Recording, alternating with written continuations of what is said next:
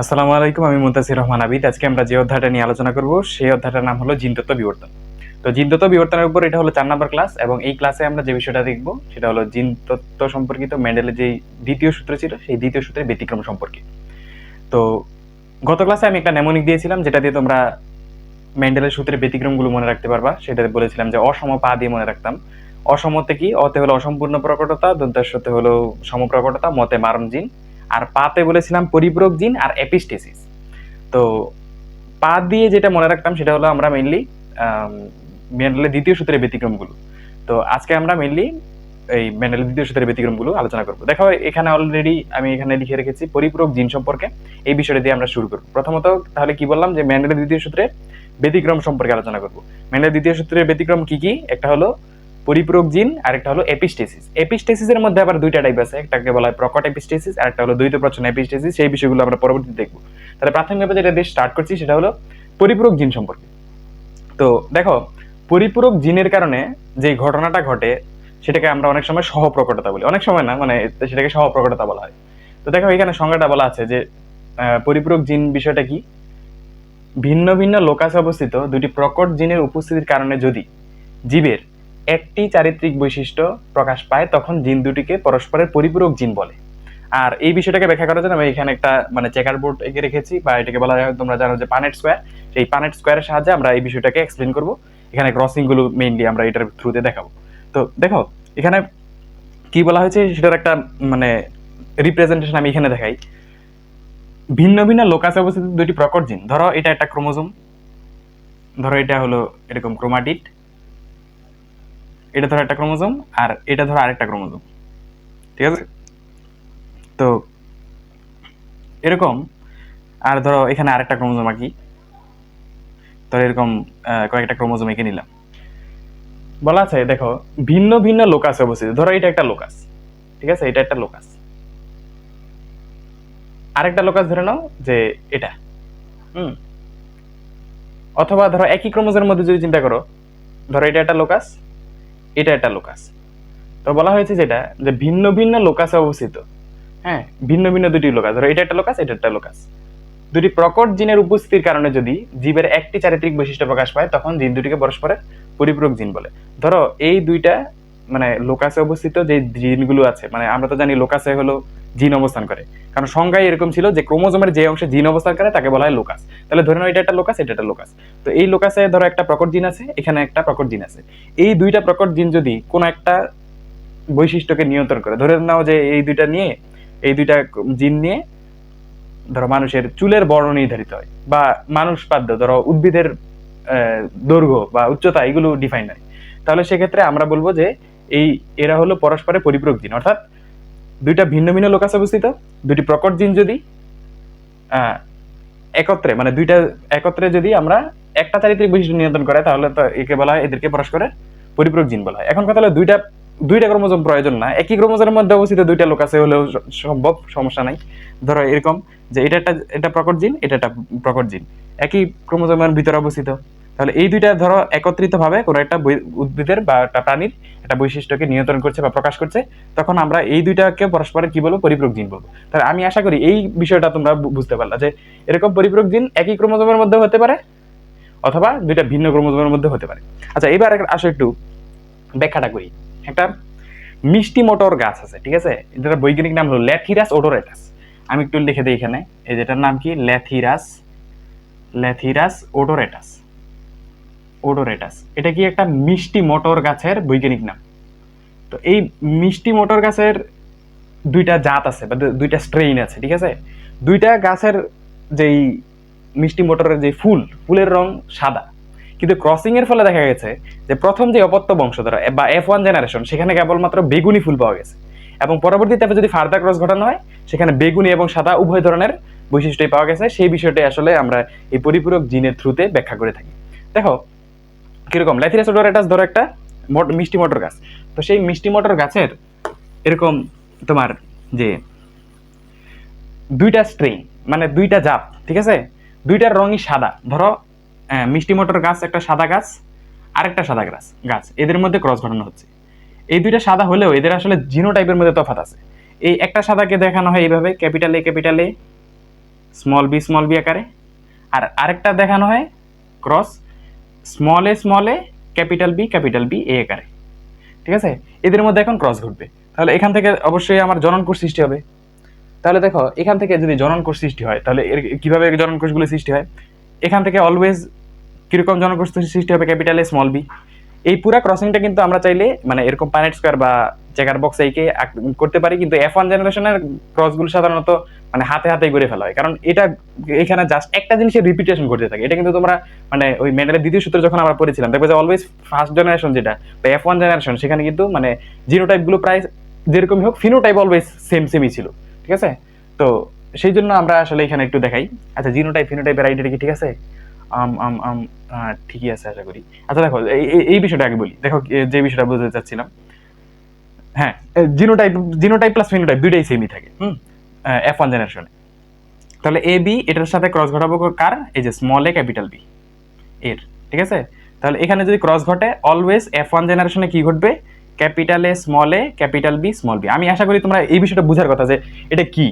আমি কিন্তু এখান থেকে চাইলে এরকম capital A small B, capital A small B, এই ক্যাপিটালে এই স্মল বি, এই ক্যাপিটালে এই স্মল বি, একে এখানে এরকম জনন কোষ আঁকতাম, আবার এটার জন্য এরকম জনন কোষ আঁকতাম, একে এখানে ক্রসটা ঘটাতে পারতাম। এই সবগুলোর ক্ষেত্রেই দেখতা যে ভিতরে শুধু এটাই আসে, মানে এটারই রিপিটেশন এখানে এখানে এখানে এখানে এখানে সবগুলোতে এটাই আসতো। তো সেই বিষয়টাকে এত মানে বিস্তারিতভাবে ব্যাখ্যা না করে জাস্ট এরকম দুইটার মধ্যে ক্রসিং দেখিয়ে সেই বিষয়টাকে আমি প্রকাশ করছি। এবং এই F1 জেনারেশন সবগুলো জিনোটাইপই এরকম হবে, এই যে এরকম।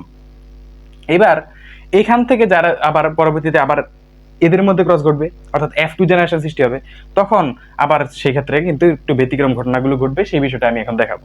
দেখো উপর থেকে এই ল্যাথিরাসোডোরেটাসের নামটা একটু মুছে দিই, মুছে দিয়ে দেখো আমি এখানে আঁকি।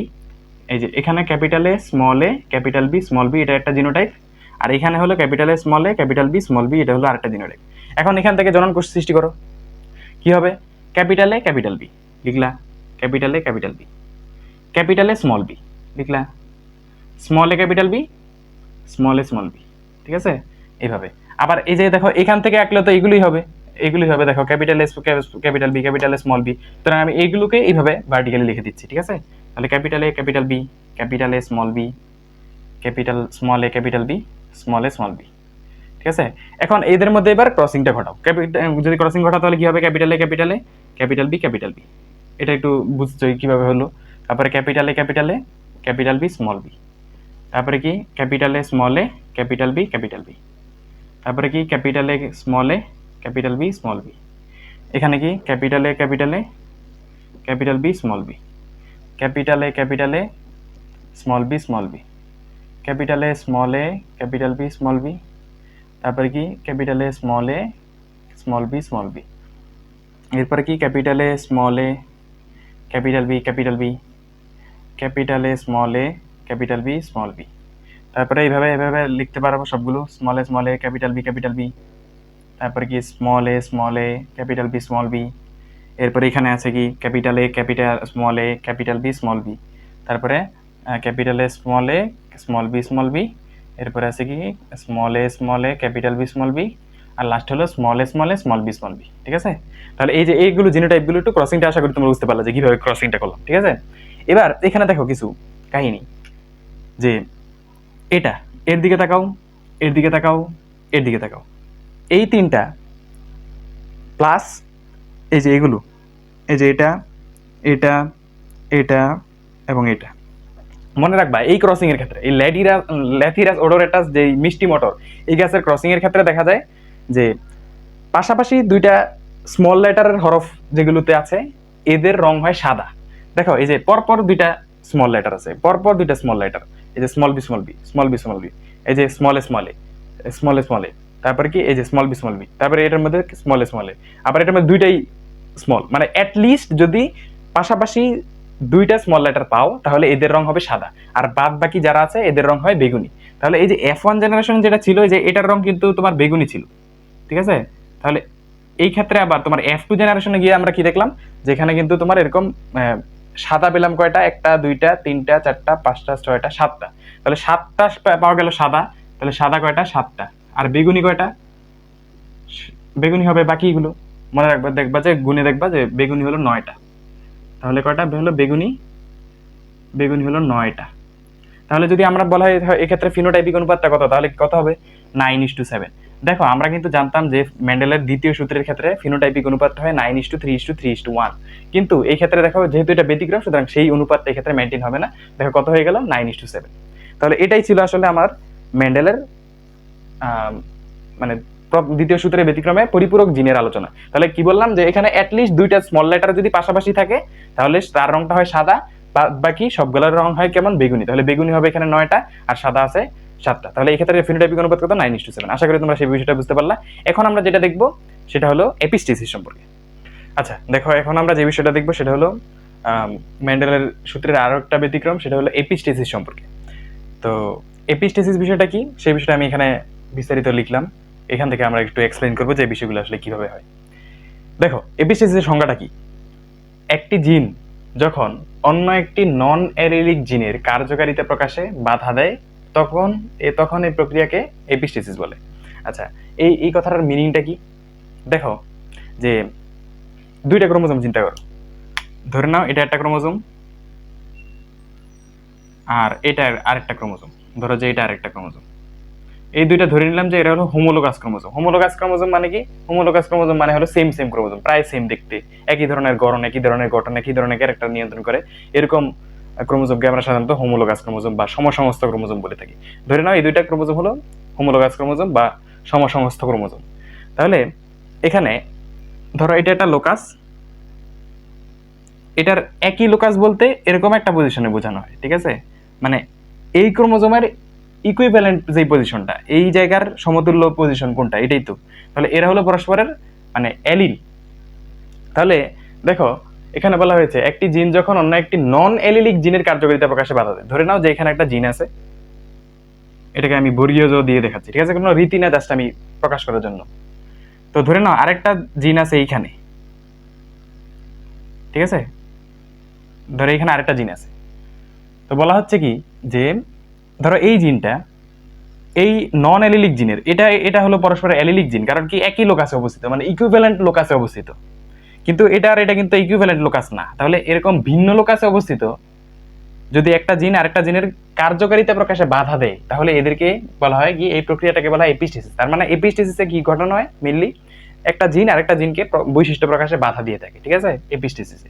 তাহলে দেখো কি বললাম, একটি জিন যখন অন্য একটি নন অ্যালিলিক জিনের, ঠিক আছে, এই যে এটা হলো অ্যালিলিক জিন হতো এখানে যদি থাকতো, কিন্তু এটা নন অ্যালিলিক জিনের কার্যকারিতা প্রকাশে বাধা দেয়। ধরো এটাকে সে কার্যকারিতা প্রকাশে বাধা দিচ্ছে, কোনটা, এই যে এটা। তাহলে এটাকে আমরা বলবো, এই প্রক্রিয়াটাকে বলি আমরা এপিস্টেসিস, ঠিক আছে? তাহলে ধরো এটা হলো কি এপিস্টেসিস। এপিস্টেসিসের দুইটা টাইপ হয়, একটাকে বলা হয় প্রকট এপিস্টেসিস আর একটা হলো দ্বৈত প্রচ্ছন্ন এপিস্টেসিস। তো প্রকট এপিস্টেসিসের সংজ্ঞাটা তুমি যদি এপিস্টেসিসের সংজ্ঞা জানো তাহলে সেখান থেকে দিয়ে ফেলতে পারবা। কিরকম, যে একটি প্রকট জিন যখন অন্য একটি নন অ্যালিলিক প্রকট জিনের কার্যকারিতা প্রকাশে বাধা দেয় তখন এই প্রক্রিয়াকে বলা হয় এপিস্টেসিস। ইজি। আচ্ছা এবার দ্বৈত প্রচ্ছন্ন এপিস্টেসিসের আইডিয়াটা কি। এখানে বলা হয়েছে দুটি ভিন্ন লোকাসে অবস্থিত, এগেইন আগের থেকে এটা একটা ডিফারেন্ট বিষয়, অবস্থিত দুটি প্রচ্ছন্ন এলিল যখন পরস্পরের প্রকট এলিলকে নির্দিষ্ট বৈশিষ্ট্য প্রকাশে বাধা দেয় তখন এই প্রক্রিয়াকে বলা হয় কি, দ্বৈত প্রচ্ছন্ন এপিস্টেসিস। এইটাকে আমি একটু দেখো আর একটু এক্সপ্লেইন করি বিষয়টা, যে এখানে আসলে কি বলা হয়েছে। ধরো এটা একটা ক্রোমোজোম, আবারও আগের মতোই আঁকছি, এটা হলো একটা ক্রোমোজোম আর এটা ধরো একটা ক্রোমোজোম। এগেইন এই দুইটা ধরে নিলাম যে হোমোলোগাস, নর্মাল ক্রোমোজোম।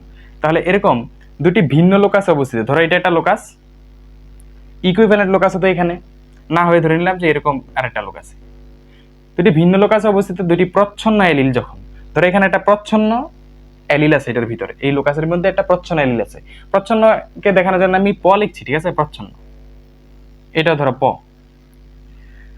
বলা হচ্ছে কি যে দুটি ভিন্ন লোকাসে অবস্থিত দুটি প্রচ্ছন্ন এলিল যখন পরস্পরের প্রকট এলিলকে বাধা দেয় তখন এই প্রক্রিয়াকে বলা হয় কি, দ্বৈত প্রচ্ছন্ন এপিস্টেসিস। ধরো যে এইটাকে এখানে যেই কি বলে প্রচ্ছন্ন এলিলটা আছে, এটা ধরে নাও যে এরকম তোমার এখানে অবস্থিত, মানে এই প্রচ্ছন্নের যে প্রকট বৈশিষ্ট্যটা ধরো এটা হলো এখানে অবস্থিত, আবার ধরো এর যেই প্রকট বৈশিষ্ট্যটা এখানে অবস্থিত, সেটা প্রকট এলিলটা, ঠিক আছে?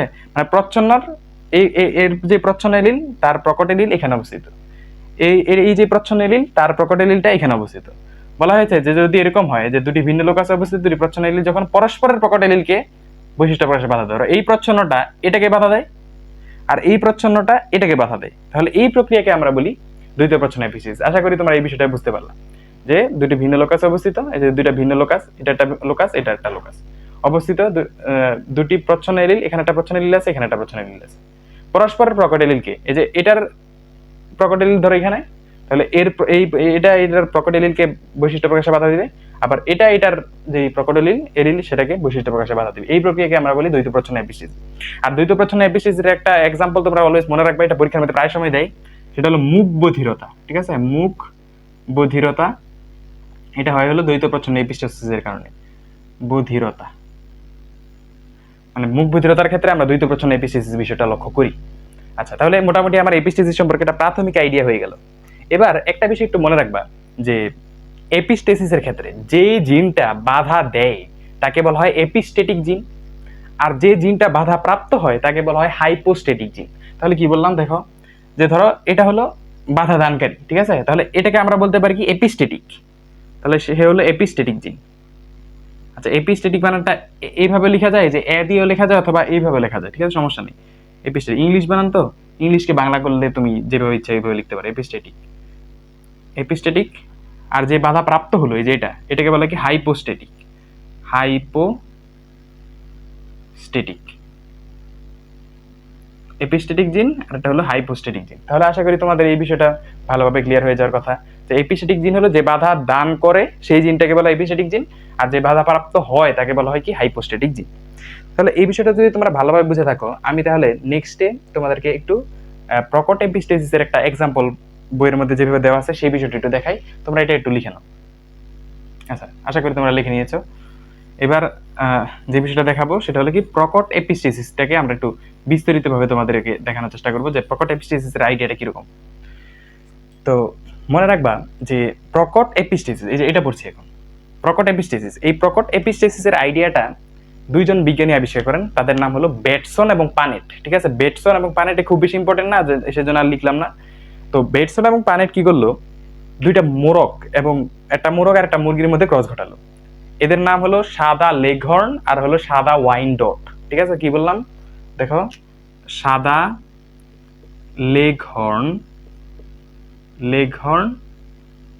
আর হলো কি এটার সাথে ক্রস ঘটানো হলো সাদা ওয়াইনডটের, সাদা ওয়াইনডট। এই দুইটা মোরগ মুরগির মধ্যে ক্রস ঘটিয়ে তারা প্রকট এপিস্টেসিসের আইডিয়াটা লক্ষ্য করেছে। তো সেটা এক্সপ্লেন করার জন্য আমাদেরকে একটু উপরের অংশটা মুছে ফেলতে হবে, সেই বিষয়টা আমি এখন মুছে দিয়ে তোমাদেরকে জাস্ট এক্সপ্লেনেশনটা দেখাবো। আর এই ক্ষেত্রে তোমার অ্যাডমিশনের ক্ষেত্রে যখন পড়বা তখন তো এত এক্সপ্লেনেশন দরকার নেই, এটা এইচএসসির জন্য বেশি এরকম এক্সপ্লেনেশনগুলো প্রয়োজন পড়ে আন্ডারস্ট্যান্ডিংটা ইজি হওয়ার জন্য। পরবর্তীতে তোমার যে সময় অ্যাডমিশন পড়বা ওই সময় জাস্ট খালি ফিনোটাইপিক অনুপাতটা পড়লেই চলবে। ধরো এরকম যে পরিপূরক জিনের ক্ষেত্রে ফিনোটাইপিক অনুপাত কত 9:7, তারপরে ধরো দ্বৈত প্রচ্ছন্ন এপিস্টেসিসের ক্ষেত্রে কত 9:7, পরিপূরক জিনের ক্ষেত্রে কত 13:3, এরকম জাস্ট শুধু রেশিওগুলো মনে রাখতে হবে। তো এখন তো সম্পূর্ণ এটা জানতে হবে। তাহলে এখন যে বিষয়টা বলবো, যে সাদা লেঘর্ন আর সাদা ওয়াইনডট এদের মধ্যে আমরা ক্রস ঘটাচ্ছি। তো সাদা লেঘর্ন মোরগে বা মুরগিতে রঙিন পালক সৃষ্টিকারী যে জিন সেটাকে ক্যাপিটাল সি দিয়ে প্রকাশ করা হয়। তাহলে ক্যাপিটাল সি এটা হলো রঙিন পালক সৃষ্টিকারী জিন, আর এই রঙিন পালকটাকে যেন সৃষ্টি না হয় বাধা দেওয়ার জন্য যে এপিস্টেটিক জিনটা থাকে সেটাকে ক্যাপিটাল আই দিয়ে প্রকাশ করা হয়। তাহলে ক্যাপিটাল সি দিয়ে কি কোনটাকে প্রকাশ করা হয়, সেটা হলো তোমার রঙিন পালক সৃষ্টিকারী জিনকে, আর ক্যাপিটাল আই দিয়ে প্রকাশ করা হয় কি রঙিন পালককে যেন সৃষ্টি না হতে পারে বাধাদানকারী যে জিন সেটাকে ক্যাপিটাল আই দিয়ে প্রকাশ করা হয়। তো সাদা লেঘর্নের যে জিনোটাইপটা সেটা হলো ক্যাপিটাল আই, ঠিক আছে, ক্যাপিটাল আই। আর সাদা ওয়াইনডটের যে জিনোটাইপটা সেটা হলো মানে একবার কি স্মল সি, স্মল আই। এখন এদের মধ্যে ক্রস ঘটবে। তাহলে দেখো এখান থেকে যদি আমরা F1 জেনারেশনে কিরকম হবে সেই বিষয়টা একটু দেখি, এখান থেকে নিশ্চয়ই এরকম capital C capital I genotype তৈরি হবে, মানে জিনোটাইপ না মানে জনন কোষ সৃষ্টি হবে, আর এখান থেকে হবে স্মল সি স্মল আই। তাহলে এখানে যদি ক্রস হয় তাহলে capital C capital I small I এরকম জিনোটাইপ বিশিষ্ট F1 জেনারেশন তৈরি হবে। এখন দেখো এখানে একটা বিষয়, যেখানে ক্যাপিটাল সি আছে তার মানে কি কালার্ড হওয়ার কথা ছিল, রঙিন পালক বিশিষ্ট হওয়ার কথা ছিল, কিন্তু আবার দেখো এখানে at the same time capital I উপস্থিত আছে, তাহলে এপিস্ট্যাটিক জিন উপস্থিত আছে, তার মানে কি রঙিন পালক সৃষ্টি হবে না। তাহলে এই যে এটার রং হয়ে যাবে তখন কখন কেমন সাদা হয়ে যাবে, ঠিক আছে। তাহলে এই F1 জেনারেশনে যত মোরগ মুরগি আসবে সবার রং কেমন হবে, সাদা, কারণ কি এই ক্ষেত্রে এপিস্ট্যাটিক জিন ক্যাপিটাল আই উপস্থিত আছে। এবার এখান থেকে আবার তোমার এরা আবার প্যারেন্টস হিসেবে কাজ করবে, অর্থাৎ P2 জেনারেশন তৈরি হবে, তাদের মধ্যে আবার ক্রস ঘটলে যেটা ঘটবে মানে অনুপাতটা হবে, সেটাই কিন্তু আমরা মেইনলি অনুপাত হিসেবে ডিল করি। দেখো এখান থেকে capital C capital small C capital I small I, আর এখান থেকে capital C small C capital I small I, এদের মধ্যে এখন ক্রস ঘটবে, মানে এখান থেকেই তোমার জিনোটাইপ বিশিষ্ট দুইটা প্রাণীকে নিয়ে ক্রস ঘটানো হচ্ছে আর কি, যার ফলে F2 জেনারেশন তৈরি হবে। তাহলে দেখো এখানে কি কি জনন সৃষ্টি হবে, capital C capital I, capital C small I, small C capital I, small C small I. আবার এর ক্ষেত্রে তো সেমই হবে, তাহলে এরকম একবার লিখে দিই capital C capital I, capital C small I, small C capital I, small C small I, ঠিক আছে। এবার ক্রস ঘটাও, capital C capital C capital I capital I, capital C capital C capital I small I, এটা কি small C, কিন্তু capital C small C capital I capital I, এরপরে কি capital C small C capital I small I, এরপরে কি এখানে দেখো এটা কিন্তু স্মল, তাহলে ক্যাপিটাল সি সরি এটা কি, হ্যাঁ এটাও capital, capital C capital C capital I small I, এরপরে কি ক্যাপিটাল সি স্মল আই, তারপরে কি এই যে এটা কিন্তু ক্যাপিটাল, এটা কিন্তু স্মল আবার, তাহলে capital C small C capital I small I, এরপরে এটা কি, এটা হলো স্মল, তাহলে capital C small C small I, এরপরে এটা কিন্তু স্মল, এটা কিন্তু আবার ক্যাপিটাল, তাহলে capital C small C capital I, capital C এটা কি স্মল সি, ঠিক আছে, ক্যাপিটাল আই স্মল আই, তারপরে এটা কিন্তু স্মল, এটাও স্মল, তাহলে স্মল সি ক্যাপিটাল আই, এটাও স্মল ওইটাও small C capital I small I, এরপরে কি capital C small C capital I small I, capital C small I, তারপর কি small C capital I small I, small C small I, done. তাহলে এগুলো হলো genotype.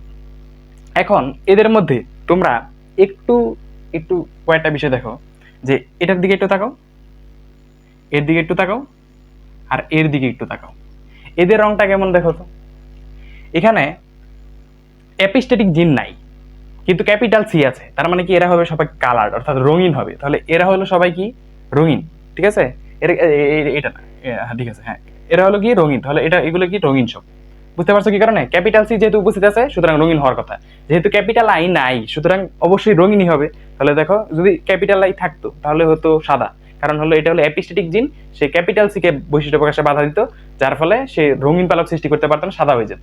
তাহলে এই যে দেখো এটা হবে রঙিন, এটা হবে রঙিন, এটা হবে রঙিন, তাহলে সবগুলো রঙিন হলো 3টা, আর বাদ বাকি যা আছে 13টা এরা হবে সবাই কেমন, সাদা। কারণ কি, ওই যে দেখো ক্যাপিটাল আই আছে, ক্যাপিটাল আই থাকা মাত্রই সেটা আর রঙিন হতে পারবে না, ঠিক আছে, ক্যাপিটাল সি থাকলেও না, কারণ ক্যাপিটাল আই মানে এপিস্ট্যাটিক মানেই সে তাকে রঙিন হতে দিবে না। তাহলে এখানে যদি আমার বলা হয় রঙিন ইস্টু সাধারণ অনুপাত কত, ঠিক আছে, রঙিন কয়টা বলো, রঙিন হলো 13টা, আর সাদা কয়টা, ও নোপ, রঙিন হলো 3টা, ঠিক আছে, এগুলো হলো রঙিন, আর সাদা কয়টা, সাদা হলো তোমার 13টা। তাহলে যদি বলে সাদা ইস্টু রঙিনের অনুপাত কত, 13:3, আর যদি বলে রঙিন ইস্টু সাদার অনুপাত কত, 3:13। এই প্রশ্ন সাধারণত করে না যে 3 মানে রঙিন ইস্টু সাদার অনুপাতটা কত, কিন্তু যদি করে প্রশ্ন তাহলে করা যেতেও পারে আসলে, ঠিক আছে। তো আশা করি তোমরা এপিস্ট্যাটিক প্রকট এপিস্টেসিসের আইডিয়াটা বুঝতে পারলা। এবার আমরা যেটা দেখবো সেটা হলো দ্বৈত প্রচ্ছন্ন এপিস্টেসিস সম্পর্কে, এই বিষয়টা একটু মুছে দিব।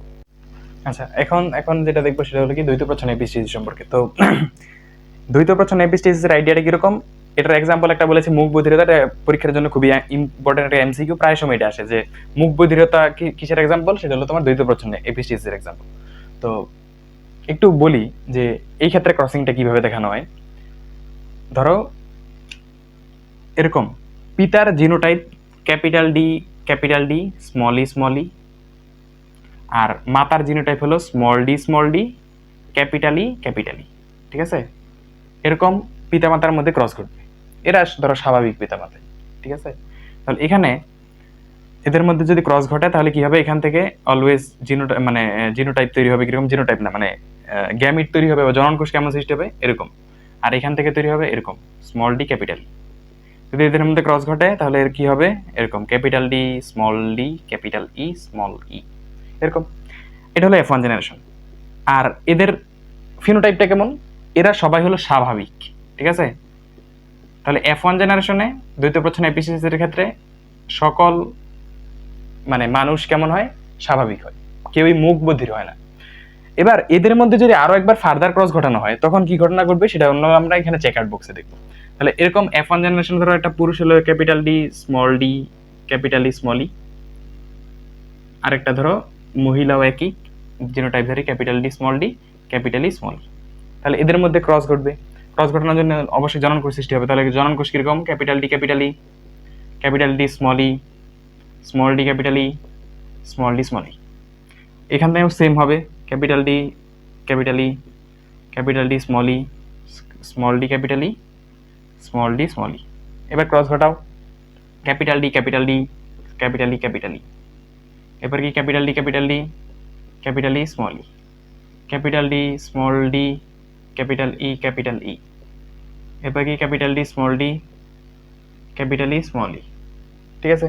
এরপরে আরো ফার্দার ক্রসটা দেখাও কি হয়, capital D capital E capital E small E capital D capital D small E small E capital D small D capital E small E. তারপরে কি capital D small D small E small E. এরপরে capital D small D capital E capital E. এরপরে capital D small D capital E small D. তারপরে capital small D capital E capital E. তারপরে small D capital E small E capital D small D capital E small E capital D capital small D small E small E small D capital E small E small D small E small E. Done. তাহলে এটা হলো তোমার F2 জেনারেশনের সবগুলো genotype. এদের মধ্যে একটু লক্ষ্য করো, এই জিনিসটার দিকে একটু তাকাও, এটার দিকে একটু তাকাও, আর এটার দিকে একটু তাকাও। দেখো তো এই ক্ষেত্রে তোমার মানে আরো আছে কয়েকটা, এই যে এটাও আছে, এটাও আছে, প্লাস এটাও আছে এবং এটা আছে।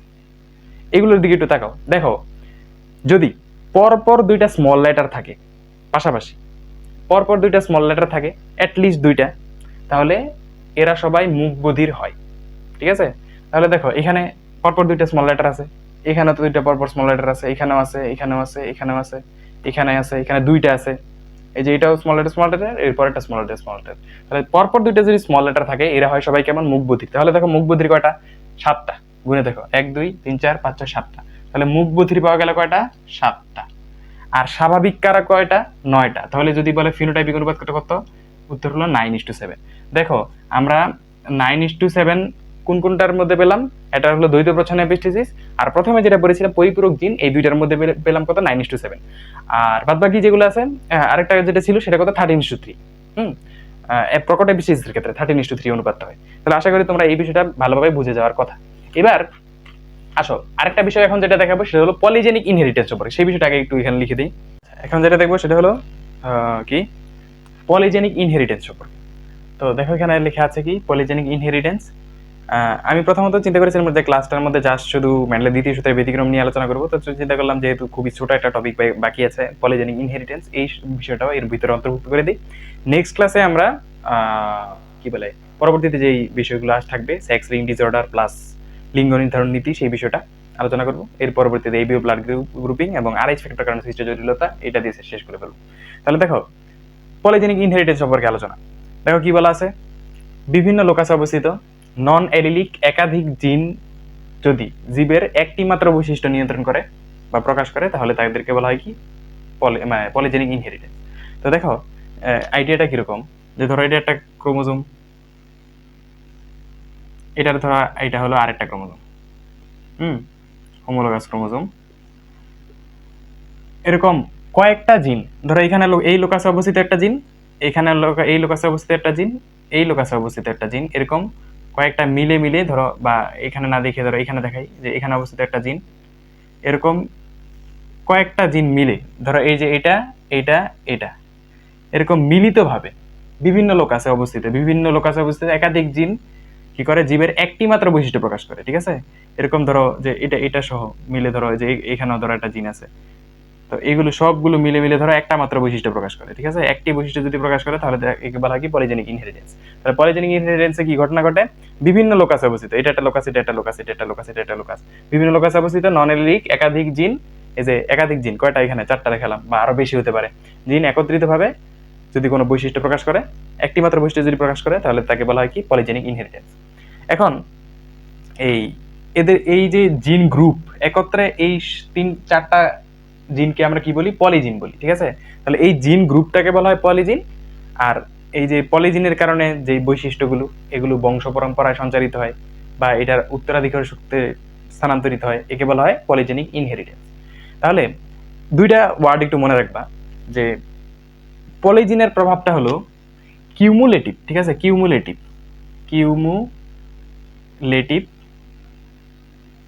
বা এটাকে বলা হয় ক্রমবর্ধিষ্ণু। আর এই পলিজেনিক ইনহেরিটেন্সের যে আইডিয়াটাকে, এটাকে আবার বলা হয় কি, এটাকে বলা হয় তোমার কোয়ান্টিটেটিভ ক্যারেক্টার।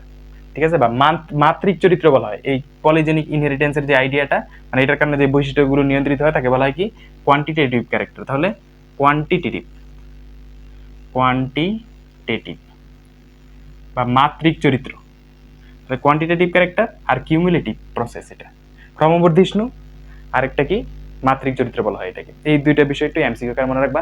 আচ্ছা, আমি কয়েকটা এমসিকিউর জন্য কয়েকটা বিষয় একটু তোমাদেরকে একটু বলে দিই, এখান থেকে একটু দেখে। পলিজিন দ্বারা নিয়ন্ত্রিত কিছু বৈশিষ্ট্য আছে, কি কি বৈশিষ্ট্য, এটা মানে এমসিকিউর জন্য ইম্পর্টেন্ট। কি কি, মানুষের উচ্চতা, গায়ের রং, চোখের রং, ওজন, বুদ্ধিমত্তা, গাভীর দুধ, তারপরে ভুট্টা এবং গমের দানার রং, এইগুলো সবই পলিজিন দিয়ে নিয়ন্ত্রিত হয়, একটু মনে রাখবা। আচ্ছা, এটা ছাড়া পলিজিন দ্বারা কিছু রোগ সৃষ্টি হয়, কিরকম, অটিজম, ক্যান্সার, ডায়াবেটিস, এই রোগগুলো হয় তোমার পলিজিনের কারণে, এটা একটু মনে রাখতে হবে। ঠিক আছে, অটিজম, ক্যান্সার, ডায়াবেটিস এই রোগগুলো পলিজিনের কারণে হয়। আর পলিজিনের কারণে আরো কি কি, পলিজিন দ্বারা কি কি বৈশিষ্ট্য নিয়ন্ত্রিত হবে বললাম, মানুষের উচ্চতা, গায়ের রং, চোখের রং, ওজন, বুদ্ধিমত্তা, গাভীর দুধ, ভুট্টা, গমের দানার রং, এগুলো নিয়ন্ত্রিত হয়। আচ্ছা, এবার আমরা এখানে একটা ক্রসিং দেখব। এই ক্রসিংটা মানে মানুষের মধ্যে ক্রস। ঠিক আছে, তো ধরো একটা পুরুষ আছে শ্বেতাঙ্গ, এরকম ধরো শ্বেতাঙ্গ পুরুষ, তার সাথে ধরো একটা কৃষ্ণাঙ্গ মহিলার ক্রস ঘটলো, কৃষ্ণাঙ্গ কৃষ্ণাঙ্গ কৃষ্ণাঙ্গ কৃষ্ণাঙ্গ মহিলার ক্রস ঘটবে।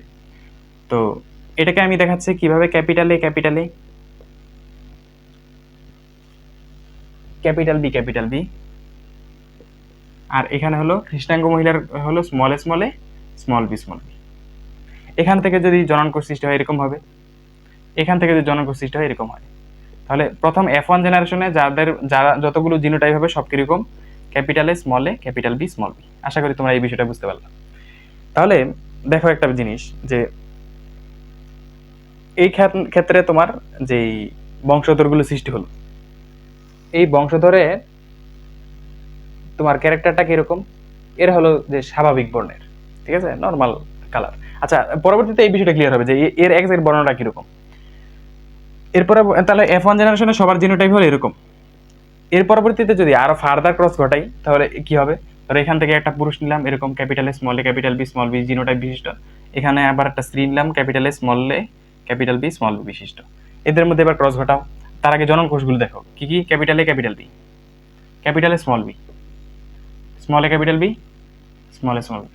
এরপরে এখানে দেখো এটা তো আবারও রিপিট হবে আগের গুলাই। তারপরে কি, capital A, small B, small A, capital B, small A, small B. এবার ক্রস ঘটাও আবার, capital A, capital A, capital B, capital B. এরপরে কি, capital A, capital A, capital B, small B, capital A, small A, capital B, capital B, capital A, small A, capital B, small B, capital A, capital A, capital B, small B, capital A, capital B, small B, small B, capital A, small A, capital B, small B, capital A, small A, small B, small B. এরপরে capital A, small A, capital B, capital B, capital A, small A, capital B, small B, small A, capital B, capital B, small A, capital B, small B. এরপরে আবার কি, capital A, small A, capital B, small B, capital A, small B small B, small A, capital B small B, small A, small B. ডান।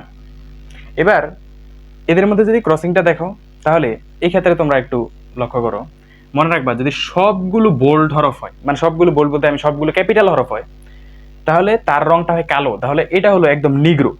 ঠিক আছে, দেখো একটা জিনিস আমি একটু দেখাই, এটা হলো নিগ্রো ধরে নাও, এটা হলো মাঝামাঝি অবস্থা, এটাকে বলে মিউলেটো, মাঝামাঝি বর্ণ। ঠিক আছে, আর এটা হলো ধরো একদম শ্বেতাঙ্গ, বুঝতে পারছো? তো দেখো এরকম এরা নিগ্রো একদম কালো, কুচকুচে কালো যেটাকে বলে। মিউলেটো হলো মাঝামাঝি বর্ণের, আর শ্বেতাঙ্গ হলো একদম সাদা। তো নিগ্রো আর মিউলেটোর মাঝামাঝি আবার একটা অবস্থা আছে, যে অবস্থাটা হলো নিগ্রোর চেয়ে একটু কম কালো, কিন্তু মিউলেটোর চেয়ে আবার একটু বেশি কালো। এরকম একটা দশা কিন্তু সম্ভব। আবার এর ক্ষেত্রেও দেখো এরকম মিউলেটো আর শ্বেতাঙ্গের মাঝখানে এরকম একটা পজিশন সম্ভব, যে শ্বেতাঙ্গর চেয়ে একটু কম সাদা, কিন্তু আবার মানে মিউলেটো না। মিউলেটো যতটুকু কালো এত কালো না, এর চেয়ে আবার একটু কম কালো। তাহলে শ্বেতাঙ্গর চেয়ে একটু কম সাদা, কিন্তু মিউলেটো না, এরকম একটা অবস্থা মাঝামাঝি থাকতে পারে। তাহলে এরকম 4টা টাইপের আমরা পাচ্ছি, 5টা টাইপের নিগ্রো, মিউলেটো আর নিগ্রোর মাঝামাঝি অবস্থা, মিউলেটো আর শ্বেতাঙ্গের মাঝামাঝি অবস্থা, আর লাস্ট হলো শ্বেতাঙ্গ। তাহলে এই টাইপের জিনিসগুলো এখানে পাবো আমরা। তাহলে প্রথমে যেটা পেলাম, সবগুলো ক্যাপিটাল হরফ থাকলে সেটা হয় কি নিগ্রো বা কৃষ্ণাঙ্গ, একদম সম্পূর্ণ কালো। আচ্ছা, এবার আর একদম যদি সব স্মল লেটার হয় তাহলে সেটা হয় শ্বেতাঙ্গ। মনে রাখবা যত বেশি ক্যাপিটাল হরফ আসবে বেশি, তত রঙের গাঢ়ত্ব বাড়তে থাকবে, অর্থাৎ তত বেশি কালো হতে থাকবে। অর্থাৎ যেখানে সবচেয়ে বেশি ক্যাপিটাল হরফ সেটা হলো একদম কালো, আর যত মানে যেটার মধ্যে একদম ক্যাপিটাল হরফ নাই, সব স্মল লেটার, সেটা হলো একদম সাদা। আর যত বেশি ক্যাপিটাল লেটার বাড়তে থাকবে তত বেশি সাদা হতে থাকবে। দেখো আমরা একটু লক্ষ্য করি, দেখো এইগুলোর মধ্যে কি আইডিয়া। এই ক্ষেত্রে 2টা ক্যাপিটাল, 3টা ক্যাপিটাল, একটা স্মল, অর্থাৎ স্মল লেটার আছে মাত্র একটা, বেশিরভাগই ক্যাপিটাল। এরকম কয়টা এখানে আছে, এরকম দেখো তো, এই যে এটা আছে, এটা আছে, তারপরে এটা আছে, এটা কি আছে না, এই দুইটা আছে, তারপরে দেখো এই যে এখানে আছে, তারপরে দেখো এই যে এটাও তো এরকম, কয়টা হলো, 2টা 4টা, তারপরে আরো আছে না, দেখো এরকম 3টা ক্যাপিটাল, এরকম আর কোথায় কোথায় আছে দেখো, একটু খুঁজে বের করো, দেখো দেখো তো দেখি, এই যে এখানে তো নাই, এরকম আর কোথায় আছে? তাহলে 4টাই পেলাম নাকি? 4টা পাওয়া গেল। এরপরে ধরো যে 4টা পেলাম এরকম, তাহলে এখানে ধরো এরকম 3টা কালো, কয়টা পেলাম, মানে 3টা ক্যাপিটাল কয়টা পেলাম, তাহলে 3টা ক্যাপিটাল পাওয়া গেল। ক্যাপিটাল পেলাম কয়টা, 4টা।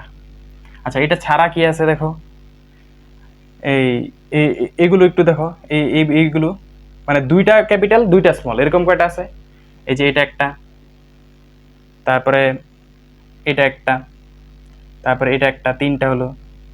এরপরে তোমার এই যে এটা একটা, 4টা, তারপরে ধরো এটা একটা, 5টা, তারপরে এরকম এই যে এটা একটা, 6টা, মানে না দুইটা ক্যাপিটাল, তো এখানে তো 2টা ক্যাপিটাল নাই। তাহলে এই কয়টা হলো, 1টা 2টা 3টা 4টা 5টা, আরেকটা হওয়ার কথা, এই যে ধরো এইখানে 6টা। তাহলে 2টা ক্যাপিটাল কয়টা পেলাম দেখি, 2টা ক্যাপিটাল কয়টা পেলাম, 6টার মধ্যে।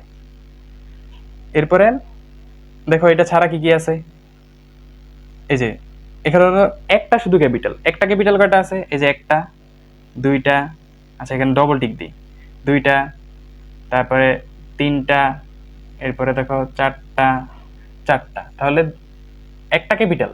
ঠিক আছে, একটা ক্যাপিটাল কয়টা পেলাম, একটা ক্যাপিটাল পেলাম 4টা।